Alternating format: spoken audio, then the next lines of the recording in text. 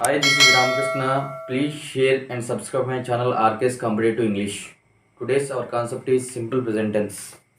So బేసికల్గా simple ప్రెజెంట్కి అందరూ ఒకే ఒక స్ట్రక్చర్ చెప్పి కంప్లీట్ చేస్తారు. కానీ బేసికల్గా సింపుల్ స్ట్రక్చర్స్ అంటే సింపుల్ ప్రెజెంట్కి 4 స్ట్రక్చర్స్ ఉన్నాయి. సో అవి ఏంటి అన్నది ఇప్పుడు నేను ఎక్స్ప్లెయిన్ చేస్తాను one by one. So first చూడండి, సింపుల్ ప్రెజెంట్కి తెలుసుకునే ముందు మనం పర్సన్స్కి తెలుసుకోవాలి ముందు. అంటే పర్సన్స్ అంటే దేన్ని ఫస్ట్ పర్సన్ అంటారు, దేన్ని సెకండ్ పర్సన్ అంటారు, దేని థర్డ్ పర్సన్ సింగులర్ అంటారు, దేని థర్డ్ పర్సన్ ఫ్లోరల్ అంటారు. సో ఫస్ట్ పర్సన్ అంటే అయ్యి ఉయ్యి. సో అయ్యి ఉయ్యిని ఫస్ట్ పర్సన్ కింద ట్రీట్ చేస్తాం. సెకండ్ పర్సన్ యూని సెకండ్ పర్సన్ కింద ట్రీట్ చేస్తాం. థర్డ్ పర్సన్ సింగులర్స్ వచ్చేసి she, he, it and singular nouns. అలా కాకుండా థర్డ్ పర్సన్ ఫ్లోరల్ వచ్చేసి దే. సో ఈ పర్సన్స్ని ఎలా డిసైడ్ చేయాలో చూడండి. సో ఫస్ట్ ఐ అంటే నేను, ఉయ్యి అంటే మేము, మనం అని అర్థం. ఫస్ట్ నాకు నేను మొదటి వ్యక్తి కింద అనుకుంటే, నన్ను నాకు మొదటి వ్యక్తి అని అనుకుంటే, నువ్వు నాకు సెకండ్ పర్సన్ అవుతావు. అంటే నాకు నేను మొదటి వ్యక్తి అయినప్పుడు నాకు నువ్వు రెండో వ్యక్తి అవుతావు. కాబట్టి అందుకే యూని సెకండ్ పర్సన్లో రాసాం, ఐని ఫస్ట్ పర్సన్లో రాసాం. అలా కాకుండా మనం అందరం ఒకటే అనుకుంటే మనం ఫస్ట్ పర్సన్ అవుతాం. అందుకే వీని ఫస్ట్ పర్సన్లో రాసాం. అలా కాకుండా ఫస్ట్ పర్సన్ నేను, సెకండ్ పర్సన్ నువ్వు కాకుండా బయటను ఒక అమ్మాయి ఉందనుకుంటే షీ, లేకపోతే ఒక అబ్బాయి ఉంటే హీ, ఏదైనా ఒక వస్తువు ఉంటే ఇట్. అంటే ఈ మూడు థర్డ్ పర్సన్ సింగులర్. నువ్వు నేను కాకుండా మూడో వ్యక్తి సింగులర్. సో అందువల్ల థర్డ్ పర్సన్ సింగులర్లో she, he, it singular nouns రాసాం. థర్డ్ పర్సన్ ఫ్లోరల్ చూడండి. అంటే ఫస్ట్ పర్సన్ నేను, సెకండ్ పర్సన్ నువ్వు కాకుండా బయటనే ఒక 10 మంది ఉంటే వాళ్ళని దే అని పిలుస్తాం, వారని పిలుస్తాం. సో వాళ్ళు థర్డ్ పర్సన్ ఫ్లోరల్ అవుతాయి. అలా కాకుండా ఒక చెట్లు కానీ అంటే ఎక్కువ ఉంటాయి, బహువచన నామవాచకాలు, చెట్లు కానీ లేకపోతే కార్లు కానీ, సో లేకపోతే ఒక ట్రాక్టర్లను కానీ ఏమన్నా ఎక్కువ ఉంటాయంటే వాటిని ఫ్లోరల్ నౌన్స్ అంటారు. సో ఇంతకీ స్ట్రక్చర్స్ చూడండి. Subject plus V1 plus object, ఇది ఒక structure. Subject plus V1 plus or S or S plus object, which means ఇక్కడ V1కి ఎస్ కానీ ఎస్ కానీ యాడ్ చేద్దామని. సో దీంతో పాటు అంటే ఇవి రెండు కూడా యాక్టివ్ వాయిస్ స్ట్రక్చర్స్. సో ఈ యాక్టివ్ వాయిస్ స్ట్రక్చర్స్తో పాటు పాసివ్ వాయిస్ స్ట్రక్చర్ ఉంటుంది. ఫోర్త్ది కాంప్లిమెంటరీ స్ట్రక్చర్ అంటారు. సో దాన్ని ఏంటంటే పార్ట్ 3 టెన్సెస్ పార్ట్ 3లో ఎక్స్ప్లెయిన్ చేస్తారు. సో దాని గురించి తర్వాత డిస్కస్ చేద్దాం. ప్రజెంట్ ఈ స్ట్రక్చర్ దేనికి వాడాలి, ఈ స్ట్రక్చర్ దేనికి వాడాలి. ఇది సబ్జెక్ట్ పొజిషన్ అంటే సబ్జెక్ట్ కింద ఐ కానీ ఉయ్ కానీ లేకపోతే యూ కానీ థర్డ్ పర్సన్ ఫ్లోరల్ అంటే ఈ మూడు ఫస్ట్ పర్సన్ అయినటువంటి ఐ కానీ ఉయ్ కానీ లేకపోతే సెకండ్ పర్సన్ అయినటువంటి యూ కానీ థర్డ్ పర్సన్ అయినటువంటి అంటే దే కానీ ఫ్లోరల్ నౌన్స్ కానీ అయినప్పుడు అంటే ఇక్కడ సబ్జెక్ట్ కింద వచ్చినప్పుడు V1 ఆబ్జెక్ట్ రాయాలి. అలా కాకుండా థర్డ్ పర్సన్ సింగులర్ వచ్చాయి అనుకోండి, అంటే third person singular she, he, it singular nouns వచ్చాయి అనుకోండి, అప్పుడు ఈ స్ట్రక్చర్ని యూజ్ చేయాలి. Subject plus V1 plus S or S అంటే V1కి ఎస్ కానీ ఎస్ కానీ యాడ్ చేసి ఆబ్జెక్ట్ రాయాలి. సో ఇది సెకండ్ స్ట్రక్చర్. సో జనరల్గా ఇప్పుడు చూడండి, ఫస్ట్ స్ట్రక్చర్స్ రాద్దాం. దే ప్లే క్రికెట్, ఇది ఫస్ట్ స్ట్రక్చర్కి సంబంధించింది. రెండు చూడండి, షీ రైట్స్ ఏ నావల్. ఎందుకు ఇక్కడ ఎస్ పెట్టాం, షీ అని థర్డ్ పర్సన్ సింగులర్ కాబట్టి. అంటే థర్డ్ పర్సన్ సింగులర్ వచ్చినప్పుడు చూడండి, షీ వచ్చినప్పుడు V1కి ఎస్ కానీ ఎస్ కానీ యాడ్ చేయాలి కాబట్టి ఇక్కడ రైట్కి ఎస్ యాడ్ చేసాం, లాస్ట్లో ఆబ్జెక్ట్ రాసాం. సో ఇది అంటే ఇది ఫస్ట్ ఫార్మాట్. సింపుల్గా చెప్పాలంటే యాక్టివ్ వాయిస్ ఫార్మాట్స్ ఈ రెండు. సబ్జెక్టులు ఐ ఉయ్ యూ, తర్వాత థర్డ్ పర్సన్ ఫ్లోరల్ అయినటువంటి దే కానీ ఫ్లోరల్ నౌన్స్ కానీ వస్తే సబ్జెక్టు V1 ఆబ్జెక్టు రాస్తాం. అలా కాకుండా సబ్జెక్ట్ పొజిషన్లో సింగులర్ నౌన్స్ కానీ లేకపోతే హీ కానీ షీ కానీ ఇట్ కానీ వస్తే సబ్జెక్ట్కి V1 తర్వాత రాసిన తర్వాత ఎస్ కానీ ఈఎస్ కానీ యాడ్ చేయాలి V1కి ప్లస్ ఆబ్జెక్ట్ రాయాలి. సో ఇది దీని బేసికల్ స్ట్రక్చర్. దీనికి పాసివ్ స్ట్రక్చర్ ఉంది. సో దీనికి పాసివ్ స్ట్రక్చర్ ఇది ఇది ఫస్ట్ స్ట్రక్చర్, ఇది సెకండ్ స్ట్రక్చర్ అనుకుంటే థర్డ్ స్ట్రక్చర్ చూడండి, పాసివ్ స్ట్రక్చర్. సబ్జెక్ట్ యాము, ఈజు, ఆరు, V3 by plus object. So ఇది కూడా సింపుల్ ప్రెజెంట్ టెన్సే, కానీ ఎవరో దీన్ని డిస్కస్ చేయరు. సో ఇది ఒక స్ట్రక్చర్ అని చెప్పరు. సో ఇది ఒక స్ట్రక్చర్ చూడండి, subject am is are V3 by object. So ఇప్పుడు దీన్ని ఎలా సాల్వ్ చేయాలి అంటే దీన్ని అంటే ఫర్ ఎగ్జాంపుల్ పైన ఉన్నటువంటి సెంటెన్స్ తీసుకోండి. ఈ సెంటెన్స్ని ఈ ఫార్మాట్లో ట్రాన్స్లేట్ చేయాలి. ఎలాగో చూడండి, ఇక్కడ ఉన్నటువంటి ఆబ్జెక్ట్ని సబ్జెక్ట్ చేస్తాం, ఇక్కడ ఉన్నటువంటి సబ్జెక్ట్ని ఆబ్జెక్ట్ చేస్తాం. సో జనరల్గా ఒకసారి చూడండి. సో ఇక్కడ ఆబ్జెక్ట్ క్రికెట్, సో ఇక్కడ సబ్జెక్ట్ అవుతుంది క్రికెట్. సో క్రికెట్ అనేది సింగులర్ కాబట్టి ఈజ్ రాస్తాం. సో తర్వాత ప్లేకి V3 ప్లేడ్, సో ప్లేడ్ రాసి ఆ తర్వాత బై రాసి ఇక్కడ ఉన్నటువంటి సబ్జెక్ట్ని ఆబ్జెక్ట్ చేస్తాం. దే అనే సబ్జెక్ట్ అయితే దాని ఆబ్జెక్ట్ దెమ్ అవుతుంది. సో ఇక్కడ ఒకసారి డిఫరెన్స్ చూడండి, దే ప్లే క్రికెట్, వారు క్రికెట్ ఆడుతున్నారు. So cricket is played by them, cricket is played by them. So ఈ రెండింటికి తెలుగు మీనింగ్స్ చూడండి ఒకసారి. వారు క్రికెట్ ఆడుతున్నారు, క్రికెట్ వారి చేత ఆడబడుతూ ఉన్నది. సో ఇది కూడా సింపుల్ ప్రెజెంట్. ఈ సింపుల్ ప్రెజెంట్ స్ట్రక్చర్ ఇది. దీంతో పాటు ఇంకో స్ట్రక్చర్ కూడా ఉంది, అది చూడండి. సబ్జెక్ట్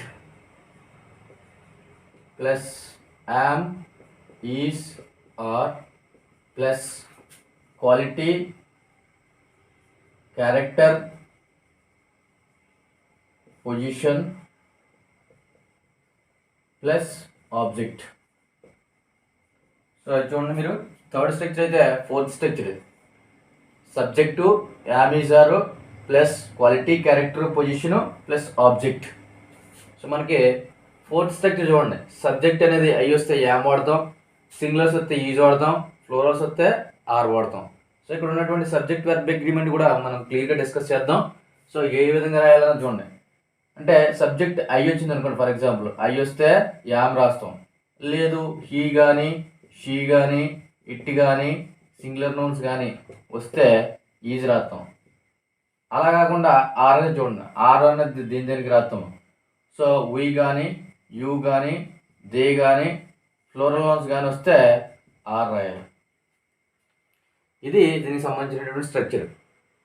సో ఇక్కడ ఒక ఎగ్జాంపుల్ రాద్దాం చూడండి. Subject plus am is are plus quality character plus position plus object దగ్గర ఒక చిన్న ఎగ్జాంపుల్, నేను ఇక్కడ ఒక చిన్న ఎగ్జాంపుల్ రాస్తాను, ఒకసారి చూడండి. సో ఆ ఎగ్జాంపుల్ ఏంటన్నది, she is good at maths. She ఉంది థర్డ్ పర్సన్ సింగులర్, అంటే సింగులర్ కాబట్టి దీన్ని ఈజ్ అని వాడడం. తర్వాత గుడ్ క్వాలిటీ క్యారెక్టరా పొజిషనా. సో గుడ్ అనేది ఒక క్వాలిటీ. సో అట్ మ్యాథ్స్ అంటే ఆమె గుడ్ అట్ మ్యాథ్స్. చూడండి, subject am is are quality character position plus object, ఇక్కడ క్వాలిటీ కింద ట్రీట్ చేస్తుంది. సో ఇది ఒక స్ట్రక్చర్ మనకి. అంటే సింపుల్ ప్రెజెంట్కి 4 స్ట్రక్చర్స్ ఉంటాయి చూడండి. ఒకసారి subject plus V1 plus object, subject plus V1 SRES plus object, so subject plus am is are plus V3 plus by plus object. Fourth one subject plus am is are plus quality character position plus object. ఇలా ఈ 4 స్ట్రక్చర్లని మనం తెలుసుకుంటప్పుడు మనకు simple present అనేది కంప్లీట్గా వచ్చినట్టు. అంతేగాని ఈ ఒక స్ట్రక్చర్ తెలుసుకుని దీన్ని సింపుల్ ప్రెజెంట్ మనకు తెలిసిపోయింది అనుకోవడం మన అమాయకత్వం. సో ఎనీవే ఈ 4 స్ట్రక్చర్లు తెలుసుకున్న తర్వాత అసలు సింపుల్ ప్రెజెంట్ని ఎక్కడెక్కడ ఎటువంటి సందర్భంలో వాడాలో తెలియాలి. సో సింపుల్ ప్రెజెంట్ అనేది 26 సిచ్యువేషన్స్లో మాత్రమే వాడాలి. సో ఈ 26 ఐటమ్స్ మనకు చెప్పరు, మహా అయితే 4 సిచ్యువేషన్స్ గురించి చెప్పి వదిలేస్తారు. సో ఆ 26 ఐటమ్స్ గురించి ఇప్పుడు డిస్కస్ చేద్దాం. మనం నేర్చుకున్నటువంటి సింపుల్ ప్రెజెంట్ టెన్స్ని ఎక్కడెక్కడ ఏ సందర్భాల్లో ఉపయోగించాలి. జనరల్గా మనం సింపుల్ ప్రెజెంట్ ఉపయోగిస్తే అది కరెక్ట్ అవ్వడానికి ఉన్నటువంటి సిచ్యువేషన్స్ 26 సిచ్యువేషన్స్ అనమాట. సింపుల్ ప్రెజెంట్ అంటూ వాడితే నువ్వు ఈ 26 సిచ్యువేషన్స్లోనే వాడాలి. సో చాలామంది కాంపిటేటివ్ ఎగ్జామ్స్లో కానీ అకాడమిక్స్లో కానీ సింపుల్ ప్రెజెంట్ బదులు వేరే టెన్షన్ రాసి వాళ్ళు మార్క్స్ పోగొట్టుకోవడానికి గల కారణం ఏంటంటే ఈ 26 ఐటమ్స్ దగ్గరే సింపుల్ ప్రెజెంట్ వాడాలని తెలియకపోవడం. సో ఇది మెయిన్, జాగ్రత్తగా చూడండి. కాన్సెప్ట్లన్నీ ఏ కాన్సెప్ట్ వచ్చినా సరే వీటికి సంబంధించిన దేని కాన్సెప్ట్ వచ్చినా సరే మీరు సింపుల్ ప్రెజెంట్లో రాయాలి. సింపుల్గా చూడండి ఒకసారి. యూనివర్సల్ ట్రూత్స్ అంటే విశ్వ సత్యాలు ఏవైనా వచ్చినప్పుడు నువ్వు డెఫినెట్గా దాన్ని సింపుల్ ప్రెజెంట్లోనే రాయాలి. సింపుల్గా చూడండి, the sun rises in the east అని చెప్తాడు, అది యూనివర్సల్ ట్రూత్. లేకపోతే the earth rotates around the sun, అంటే భూమి సూర్యుని చుట్టూ తిరుగుతుంది. సో ఇది యూనివర్సల్ ట్రూత్. అలాంటివన్నీ మన యూనివర్సల్ ట్రూత్స్ అని సింపుల్ ప్రెజెంట్లో రాయాలి. సో మనకి స్ట్రక్చర్ అనుగుణంగా, అంటే సింగులర్ అయితే ఎస్ కానీ ఈఎస్ కానీ యాడ్ చేయాలి వెర్బ్కి. ఫ్లోరల్ అయితే డైరెక్ట్గా V1 రాసేస్తాం. అది యాక్టివ్ వాయిసా, పాసివ్ వాయిసా, లేకపోతే టెన్సెస్ పార్ట్ 3 3 స్ట్రక్చర్లు ఉన్నాయి కదా, అది కూడా మనమే డిసైడ్ చేయాలి ఏ స్ట్రక్చర్లో రాయాలన్నది. So next one habits. ఏమైనా హ్యాబిట్స్ వస్తే, ప్రతిరోజు చేసే పనులు ఏమైనా ఉంటే దాన్ని హ్యాబిట్స్ అంటారు. హ్యాబిట్స్ గురించి చెప్పేటప్పుడు కూడా దాన్ని సింపుల్ ప్రెజెంట్లోనే రాయాలి. నెక్స్ట్ చూడండి కస్టమ్స్, అంటే ఆచారాలు. ఆచారాల గురించి కూడా మనం ఎప్పుడు, అంటే మనకు ఉన్నటువంటి ఆచారాలు, అంటే మనం పూజలు చేయడం కానీ, లేకపోతే మనకు కొన్ని కస్టమ్స్ ఉంటాయి, మన తెలుగు వాళ్ళకి కొన్ని ట్రెడిషన్స్ ఉంటాయి, ఆ ట్రెడిషన్స్ని యాజ్ ఇట్ ఈస్గా ఫాలో అయిపోవాలి. నెక్స్ట్ చూడండి ఎబిలిటీస్, అంటే సామర్థ్యాలు. ఒక వ్యక్తి యొక్క సామర్థ్యాన్ని తెలియజేసేటప్పుడు మనం సింపుల్ ప్రెజెంట్నే వాడాలి. సో అలాగే చూడండి టర్మ్స్ అన్నీ ఉన్నాయి. జనరల్లీ అని కానీ, రెగ్యులర్లీ అని కానీ, కామన్లీ అని కానీ, న్యాచురల్లీ అని కానీ, యూజువల్లీ అని కానీ, రేర్లీ అని కానీ, ఫ్రీక్వెంట్లీ అని కానీ, లేకపోతే డైలీ అని కానీ, ఆల్వేస్ అని కానీ, సమ్ టైమ్స్ అని కానీ, లైక్ అంటే ఇక్కడ చూడండి లైక్ అంటే ఇష్టం, డిస్లైక్ అంటే ఇష్టం. సో ఇష్టాల గురించి రాసేటప్పుడు కూడా మనం సింపుల్ ప్రెజెంట్లో రాయాలి. For example he like sweets. So ఈ విధంగా లైక్ గురించి చెప్పేటప్పుడు, లేకపోతే డిస్లైక్, దాని తర్వాత లవ్, హేట్. చూడండి హేట్ అనేది సింపుల్ ప్రెజెంట్లో చెప్తారు, ఐ హేట్ యూ అంటారు. సో మనకు తెలియదు అది ఐ హేట్ యూ అనేది జస్ట్ మనం ఏదో ఒక సెంటెన్స్ అనుకుంటాం. ఆ ద్వేషించేటప్పుడు డెఫినెట్గా సింపుల్ ప్రెజెంట్లోనే చెప్పాలి. సో దానికి ఆపోజిట్ అయినటువంటి వర్డ్ని కూడా సింపుల్ ప్రెజెంట్లోనే చెప్పాలి. సో నెక్స్ట్ చూడండి నో, తెలుసుకోవడం గురించి కూడా సింపుల్ ప్రెజెంట్లో చెప్పాలి. బిలాంగ్, చెందడం గురించి, ఏదైనా ఒక వస్తువు చెందిందని చెప్పడానికి సింపుల్ ప్రెజెంట్లో చెప్పాలి. స్మెల్ అంటే వాసనకి, ఎపియర్ కనిపించడానికి, దాంతోపాటు ఫీల్ భావించడానికి, బిహేవ్ ప్రవర్తించడానికి, ఆర్డర్ ఏదైనా మనం ఆర్డర్ చేయడానికి, రిక్వెస్ట్ అభ్యర్థించడానికి. సో ఈ 26 అంశాలని మనం సింపుల్ ప్రెజెంట్లో రాయాలి. దీనికి ఇంకో చిన్న లాజిక్ ఉందో, ఒకసారి జాగ్రత్తగా వినండి. ఎక్సెప్ట్ యూనివర్సల్ ట్రూత్స్ తప్ప మిగతా 25 ఐటమ్స్ని కూడా, ఈ 26లో ఉన్నటువంటి 25 ఐటమ్స్ని కూడా మనం సింపుల్ పాస్ట్లో రాయొచ్చు, ఫ్యూచర్లోని కూడా రాయొచ్చు. ఈ లాజిక్ కూడా జాగ్రత్త గుర్తుపెట్టుకోండి. యూనివర్సల్ ట్రూత్ని ప్రజెంట్ టెన్స్లో అయినా, పాస్ట్ టెన్స్లో అయినా, ఫ్యూచర్ టెన్స్లో అయినా సరే సింపుల్ ప్రెజెంట్లోనే రాయాలి. ఈ మిగతా ఉన్న 25 ఐటమ్స్ని మన సందర్భాన్ని బట్టి అది జరిగిపోతే, సో బిలాంగ్ అని ఉంది జనరల్గా. సో ఇక్కడ చూడండి షీ బిలాంగ్స్ టు దెమ్, ఆమె వారికి చెందిందని అర్థం సింపుల్ ప్రెజెంట్. ఇది బిలాంగ్స్ అనేది ఆల్రెడీ వాళ్ళకి చెందిందని మనకు తెలిసిపోయింది, అప్పుడు షీ బిలాంగ్ టు దెమ్.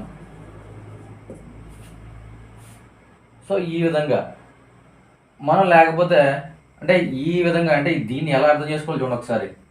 ఇది సింపుల్ ప్రెజెంట్, జనరల్గా సింపుల్ ప్రెజెంట్, ఇది సెంటెన్స్ రైటే. సో ఇది సింపుల్ బిలాంగ్డ్, షీ బిలాంగ్డ్ టు దెమ్, ఇది రైటే. అంటే ఆల్రెడీ అయిపోతే, అంటే మనకు కన్ఫామ్గా తెలిసిపోతే ఇది వాడతాం, లేదు ప్రెజెంట్ టెన్స్లో ఇది వాడతాం. జనరల్గా ఈ సెంటెన్సే రైట్ అవుతుంది మీరు. సో అందుకే ఈ బిలాంగ్ అన్నది ఎప్పుడైనా వస్తే సింపుల్ ప్రెజెంట్లో రాయండి. సో ఒకవేళ అది ఆల్రెడీ జరిగిపోతే అప్పుడు పాస్ట్ టెన్స్లో రాయండి.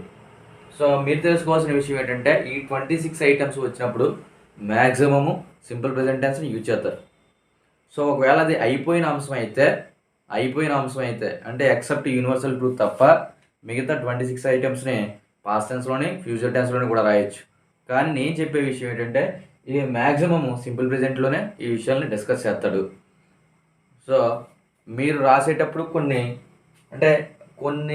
నియమ నిబంధనలు ఫాలో అవుతూ ఈ 26 ఐటమ్స్ని రాస్తూ ఉండాలి. అంటే వాడు సింపుల్ ప్రెజెంటే కదా అని మనం డైరెక్ట్గా ఈ 26 ఐటమ్స్ సింపుల్ ప్రెజెంట్లో రాయొచ్చు కదని ఫాలో అయిపోవడం కాదు. అది టెన్స్ దేనికి సంబంధించో దాన్ని బట్టి మనం ఫాలో అవుతుండాలి. సో జనరల్గా ఇక్కడ చూడండి నో అనేది ఉంది. నో అనేది ఉంటే షీ నోస్ మీ అని అనుకోండి, ఆమె నాకు తెలుసు అంటే ఆమెకి నేను తెలుసు అని సింపుల్గా ఆమె. సో దీనికి చూడండి, దీన్ని పాస్ట్ టెన్స్లో షీ న్యూ మీ, ఇది ప్రెజెంట్ టెన్స్, ఇది పాస్ట్ టెన్స్. అంటే ఆల్రెడీ తెలిసిపోయినప్పుడు ఎలా రాయాలా, ఇప్పుడు ప్రెజెంట్లో చెప్పేటప్పుడు ఎలా రాయాలా. సో ఈ లాజిక్ని ఫైండ్ అవుట్ చేయాలి మీరు. ఈ విధానం ఈ she knows me, she knew me అనే దానికి రెండింటికి వ్యత్యాసం ఫైండ్ అవుట్ చేయగలిగితే అప్పుడు నువ్వు ఎక్కడ ఏ బిట్ చేసినా పర్ఫెక్ట్గా ఆన్సర్ చేయగలవు.